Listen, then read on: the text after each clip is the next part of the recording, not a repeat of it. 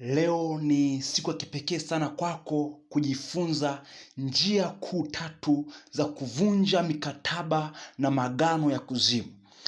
Nitaenda kukuelekeza jinsi ya kuvunja mikataba na maagano ya kuzimu kwa kuzingatia njia kuu tatu ambazo hizo zitakusaidia wewe sasa kuvunja mikataba na maagano ya kuzimu kwa jamaa yako, kwa ndugu yako, au kwenye maisha yako, au kwenye familia yako. Kuvunja mikataba na maagano ya kuzimu ni mchakato wa kiroho. Karibu sana, uko nami mtumishi wa Mungu Preacher Timothy Raphael, na karibu weza kujifunza pamoja nami tuende kujifunza. Na njia ya kwanza kabisa kwenye njia kuu tatu za kuvunja mikataba na maagano ya kuzimu, njia ya kwanza kabisa ni kutambua na kukiri dhambi. Kutambua na kukiri dhambi. Ili kuvunja mikataba na maagizo ya kuzimu, hatua ya kwanza ni kutambua dhambi ambazo zinaweza kuwa zimekuunganisha au zimefungua milango ya nguvu za giza kuingia ndani yako, kwenye familia yako, kwa jamaa yako, au kwa ndugu zako. Hii inamaanisha kukiri dhambi hizo mbele za Mungu na kutafuta msamaha wa dhambi. Kwa mtu anapaswa kuomba toba kwa ajili ya makosa yote aliyoyafanya, iwe kwa kujua au kutokujua, kwani dhambi zinaweza kuathiri maisha yako, ya familia, au hata ya jamaa zako. Kwa lazima ujue kukiri na kutambua dhambi ambazo zimekuunganisha au zimefungua milango ya kuingia kwenye maagano na mikataba ya kuzimu. Kwenye Biblia, waraka wa kwanza wa Yohana, ile sura ya kwanza mstari wa 9, ukisoma ndio inaeleza kwamba ikiwa tukikiri dhambi zetu, yeye ni mwaminifu na wa haki ili atusamehe dhambi zetu. Kama tukikiri, yeye ni mwaminifu. Kwa Mungu wetu ni mwaminifu pale ambapo tumekuwa tukikiri dhambi zetu, na yeye tayari huachilia msamaha wa dhambi ndani yetu. Tayari anatusamehe, anatuweka mbali na dhambi. Kwa lazima cha kwanza kabisa utambue, ni njia kuu sana. Utambue, ukisha kutambua tayari uweze kukiri zile dhambi ambazo zimefungua milango ya nguvu za giza kuingia ndani mwako. Na hatua ya pili au njia kuu kabisa ya pili ni maombi ya kuvunja mikataba na maagano. Kuomba maombi ya kuvunja mikataba na maagano. Haya ni maombi yenye nguvu, ni maombi maalum ambayo hayo yanakusaidia sasa wewe kuvunja na kuondoa mikataba na maagano. Baada ya kutambua na kukiri dhambi, hatua inayofuata ni kuomba maombi maalum ya kuvunja mikataba na maagano ya kuzimu. Hii inajumuisha kutangaza kuvunjika kwa mikataba hiyo kwa kutumia jina la Yesu Kristo. Kwa utatangaza kuvunjika kwa mikataba hiyo kwa kutumia jina la Yesu Kristo. Maombi hayo yanapaswa kuwa na nguvu na kueleweka vizuri ili kutekelezwa kwa ufanisi. Ukiwa katika kuomba maombi hayo, lazima usisahau kutaja maneno yafuatayo.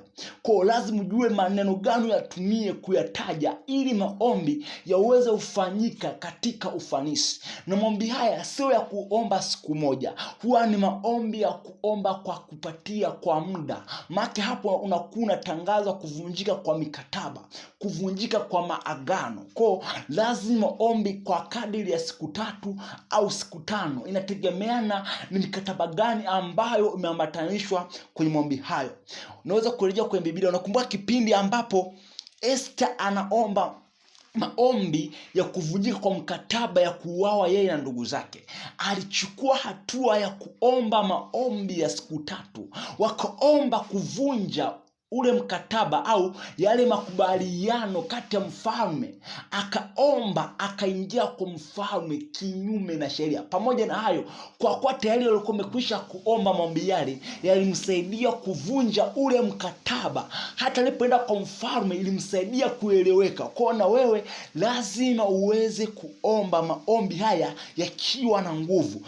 Usisahau maneno kama haya: ninavunja kila mkataba wa kishetani uliofanywa katika maisha yangu katika jina la Yesu. Narudia maneno haya.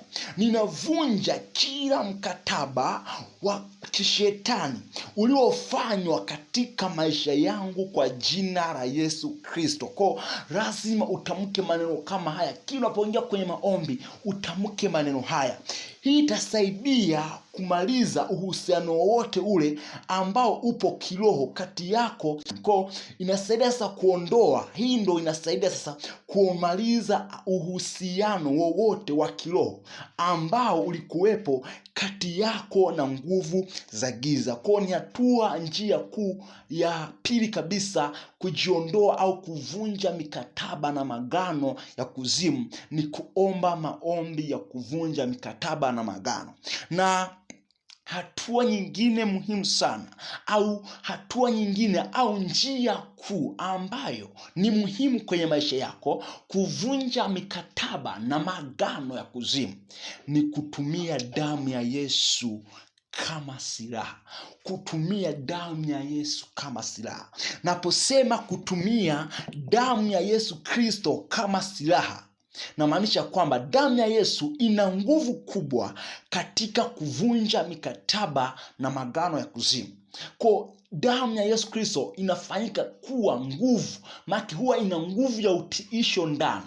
Unapotumia damu ya Yesu kama silaha, moja kwa moja ile nguvu iliyomo ndani ya damu ya Yesu Kristo inafanyika kuwa silaha ya kuvunja mikataba ile iliyowekwa kwenye maisha yako na nguvu za giza. Katika maombi unapaswa kutumia damu hiyo kama silaha dhidi ya nguvu za giza zilizokufunga. Hii inaweza kufanyika kwa kuomba maombi kama haya.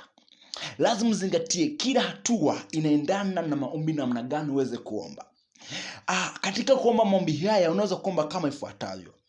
Ninatangaza kwamba damu ya Yesu inavunja kila laana na kila mkataba uliofanywa dhidi ya maisha yangu. Katika kuomba maombi haya lazima ombe hivi. Natangaza kwamba damu ya Yesu inavunja kila laana na kila mkataba uliofanywa dhidi yangu. Maana unaomba kwa hali ya imani. Nimesema kwamba kuvunja mikataba hii ni issue ambayo iko spiritual, ni katika hali ya kiroho zaidi, na pia inahitaji truth, inahitaji imani kubwa zaidi.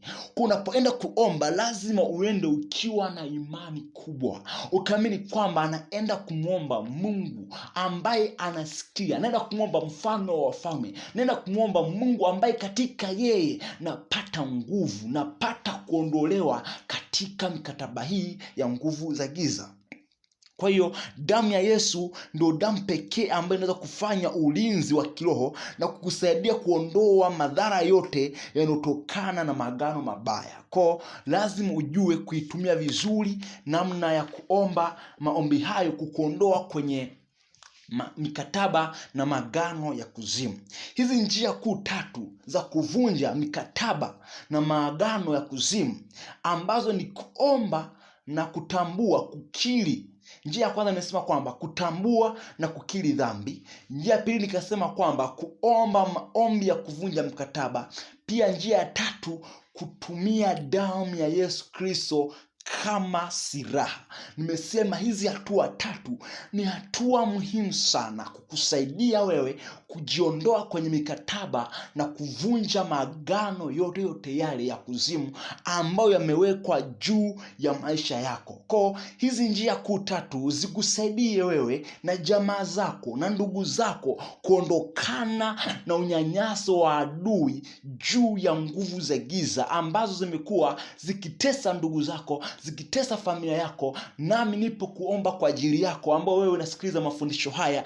Kama umekuwa ni mtu ambaye umeunganishwa kwenye mikataba ya kuzimu, anza kuchukua hatua kuanzia leo kujiondoa kwenye madhabahu hizo, kuondoa mikataba, kuondoa magano na kuvunja magano yote ambayo tayari yamekuwa yakitesa maisha yako. Kwa Mungu yuko tayari kukusaidia pale tu unapokuwa umechukua hatua ya kiimani, hatua ya kimatendo kuenea kuenenda katika mapenzi ya Mungu kwa kufuata hatua hizi 3. Mungu wa mbinguni akubariki sana, na Mungu wa mbinguni akusaidie sana, awe nawe katika kuchukua hatua hizi, kuondokana na nguvu za giza, kuondokana kuvunja mikataba yoyote ile ambayo imekuwa ikikusumbua. Mungu wa mbinguni akubariki sana. Karibu tena, tukutane kwenye kipindi kijacho. Amen. Mungu awe nawe na siku njema na mafanikio.